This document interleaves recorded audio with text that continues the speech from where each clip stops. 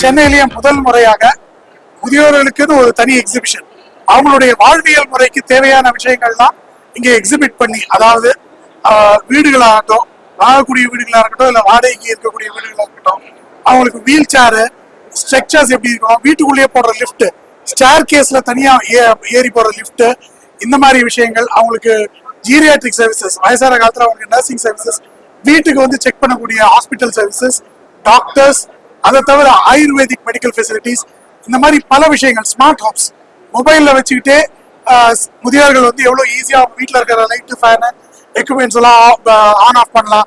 இந்த மாதிரியான பல்வேறு ஸ்டால்ஸ் வந்து இங்க எக்ஸிபிட் பண்ணியிருக்கோம். இதுக்கு ஒரு ரொம்ப நல்ல இது கிடைச்சிருக்கு, நீங்க நல்ல ரெஸ்பான்ஸ் கிடைச்சிருக்கு. காலையில இருந்து உட்காரத்துக்கே டைம் இல்லை, அந்த மாதிரியான ஒரு நல்ல ரெஸ்பான்ஸ்.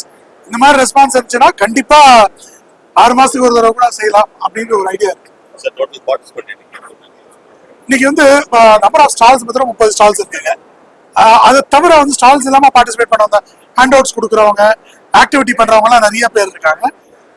இன்னைக்கு ஃபுட்ஃபால்ஸ் பார்த்தா காலையில இருந்து இது வரைக்கும் 1000 பேர் தாண்டி இருக்கும். இங்க ஒவ்வொரு ஸ்டால்லையும் ஒவ்வொரு கூப்பன், டிஸ்கவுண்ட் கூப்பன்ஸ், இன்ஃபர்மேஷனை தவிர நிறைய ஃபர்ஸ்ட் இங்க வரது வந்து இன்ஃபர்மேஷனுக்கோசரம், அவங்க எஜுகேஷனுக்கோசரம், அவங்களோட வாழ்வியல் முறையை பத்தி தெரிஞ்சுக்கிறதுக்கு.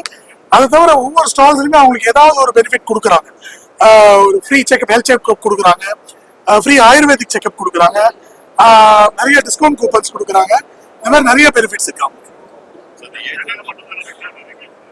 இன்னைக்கு சென்னை, கண்டிப்பா அடுத்தது பெங்களூர்ல நடத்தணும் இருக்கு, கோயம்புத்தூர்ல நடத்தணுன்ற ஒரு ஐடியா இருக்கு. கூடிய சீக்கிரம் அங்கேயும் செய்யணும்.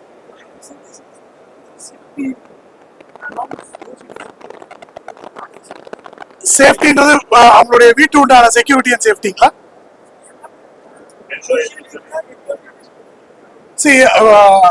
ஃபினான்ஷியல் சேஃப்டிங்கிறது அவங்க வந்து சீனியர் சிட்டிசன் ஆனதுக்கு அப்புறம் செய்ய முடியாது. சின்ன வயசுல இருந்து சேஃப்டியை பத்தி, ஃபினான்ஷியல் சேஃப்டி யோசிச்சாதான் சீனியர் சிட்டிசன் நம்ம வயசானதுக்கு அப்புறமா அது இது இருக்கும்.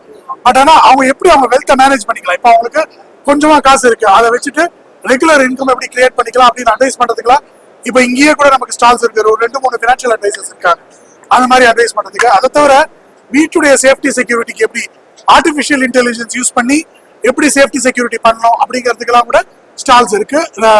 அவங்க யூஸ் பண்ணிக்கலாம். அது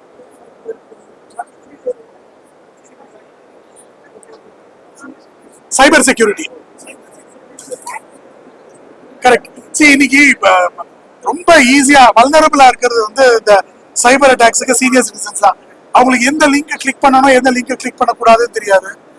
அதுக்கெல்லாம் இங்க நம்மகிட்ட இல்லாட்டாலும் இந்த மாதிரி இடங்கள் இப்ப இங்கேயே வந்து எக்ஸ்பர்ட்ஸ் எல்லாம் இருக்காங்க. கேட்டாங்கன்னா அவங்களுக்கு வந்து கோர்சஸே இருக்கு, courses for senior citizen for cyber security. எந்த மாதிரி ஆப்பெல்லாம் யூஸ் பண்ணணும், முதல்ல அவங்க பண்றது கண்ட ஆப்பெல்லாம் யூஸ் பண்ணாம இருக்கணும், தெரியாத ஆப் யூஸ் பண்ணக்கூடாது, தெரியாத லிங்கை கிளிக் பண்ணக்கூடாது. இதுதான் ஃபர்ஸ்ட் லெசன். பட் அது எக்ஸ்பர்ட்ஸ் இருக்காங்க சொல்லி கொடுக்குறது. நன்றிங்க, ரொம்ப நன்றி, தேங்க்யூ.